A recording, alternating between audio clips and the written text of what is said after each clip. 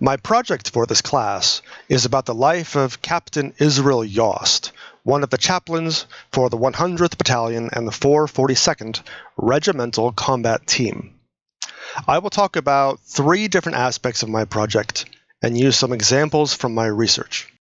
Firstly, how the thesis of a project changes as more sources are uncovered, and how that's okay.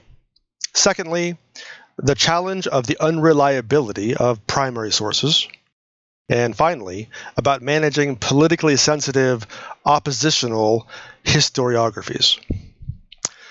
When I started this project, I wanted to show how faith overcomes prejudice. I believed that because of Yost's Lutheran faith and his work as a chaplain during the Second World War, that he was able to overcome the prejudice in American culture against people of Japanese origin. I was sure that one of the reasons the 100th and the 442nd were so successful in the war was because of the spiritual influence of Yost. However, over a month of research, I have discovered that Reverend Yost was just one piece of a bigger puzzle, and the pieces of that puzzle were not only fascinating, but incredibly disturbing and difficult to put into words. This morning, I found myself at the breakfast table weeping over a letter Yost wrote to his former colonel, pleading for any information about a soldier's American-Japanese stepfather who had been arrested and disappeared because he was a Shinto priest. It took me 2 hours just to get to the end of it, and it was only a page long. I have been broken into so many pieces because of this project, and I feel I've only just begun to make sense of it. Secondly, what do you do when you have a singular event with 3 different sources, and each source dates, describes, and judges the events differently? In the aftermath of the Battle of Anzio, Yost describes in detail that the 100th was in reserve and not fighting after May 23rd. He even describes what they were eating and tells a funny story about a flock of sheep escaping a farm. However, another soldier in the 100th describes May 24th as a day of intense fighting where he was hit with so much shrapnel that he was sent to Naples to recover for several weeks.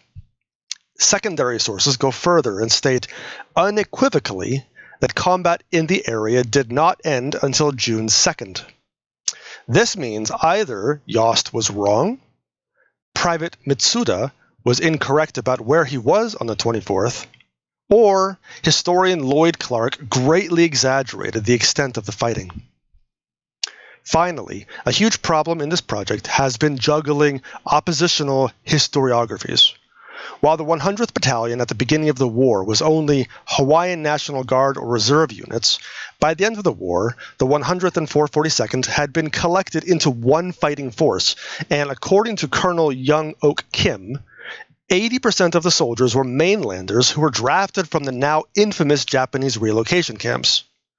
One version of the story is that they loved their country so much that they wanted to join the army, according to the generally accurate 1951 film Go for Broke, even though their families were imprisoned in subsistence living. However, according to Eric Mueller, most Nisei were hostile to the draft and did so only because they were afraid of what would happen to their families if they resisted. My project will cover these 3 areas. Firstly, the impact Yost had on the troops of the 100th and 442nd. Secondly, how his faith grew over the course of each battle campaign. And finally, a review of the historiographies of the soldiers and how Yost tempered those prejudices and was tempered by those prejudices personally during his service and non-service roles.